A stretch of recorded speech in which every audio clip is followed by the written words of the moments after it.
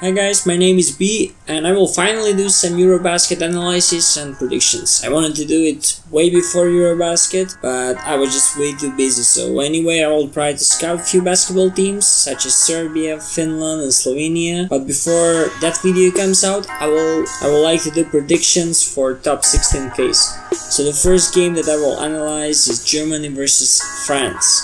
So when it comes to Germany, they really depend on Dennis Schroeder, who is their leading scorer, and he leads them in assists as well. He averages 23 points and 5 assists. And besides him, there's several decent players, including Thijs and Hartenstein, but Thijs and Hartenstein are no way near Schroeder's level. Hartenstein plays only 11 minutes per game, so his impact cannot be seen, but I think that he deserves to play more because he really plays well. He averages 5.7 points in those 11 minutes, he grabs 3 boards and he's really efficient. He shot 70% from the field. Germany won over Georgia, Ukraine and Italy, but they lost against Israel and Lithuania. So one thing that I noticed about Germany is that they really have to slow down the tempo if they want to win, because if they play fast, they have to rotate their players, and they don't have enough quality players in order to rotate. Basically, the Schroeder is the best guy. There is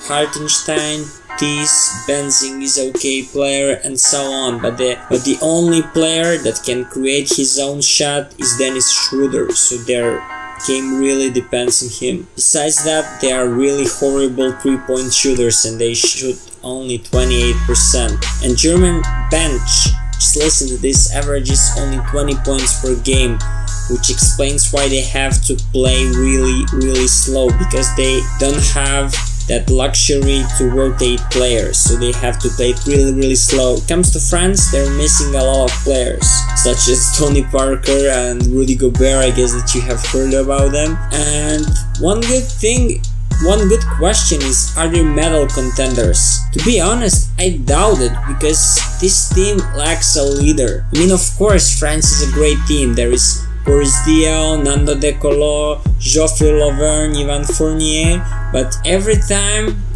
France won a medal, there was a guy called Tony Parker, I guess that you have heard about him, who was their to-go guy, and he was their leader, and he was way better than other players. All those players that I mentioned, Diaw, De Colo, Lauvergne, Fournier, Hertel are great players, but Parker was just like way better than them. I mean, they are NBA players, but he's NBA, I could say star. I mean, he's still really good player playing in a really good team, but he used to be an NBA all-star and probably one of the 5 best point guards in NBA during his prime. So now they need a guy who is clearly better than other players. De Colo, Hertel or Fournier, they are all very similar levels. So there is a problem of hierarchy in France. Like, for instance, let's just look at game versus Slovenia. On a paper, France has better players, but like there is some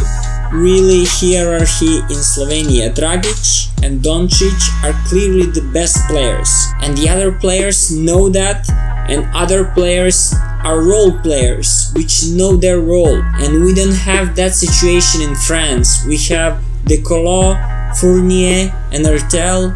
All 3 of them want to be their to-go guy, but like all of them are very similar level, and all of them have really big egos.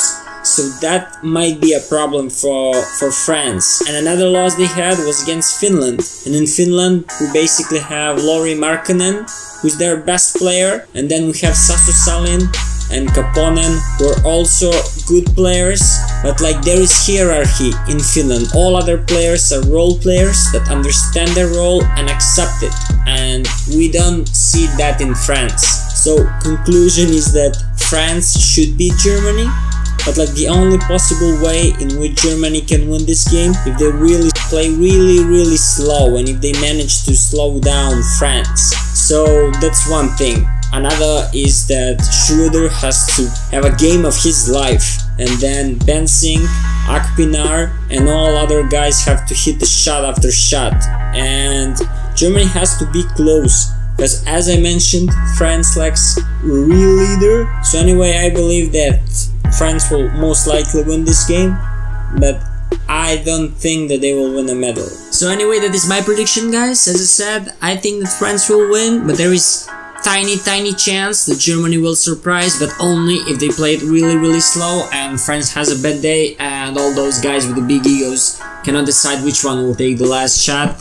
So yeah, that's the video. If you like the video, feel free to like, subscribe, or comment if you disagree with me or if you agree with me, it doesn't matter. And that will be it, and hope to see you guys soon and wish you all the best. Bye.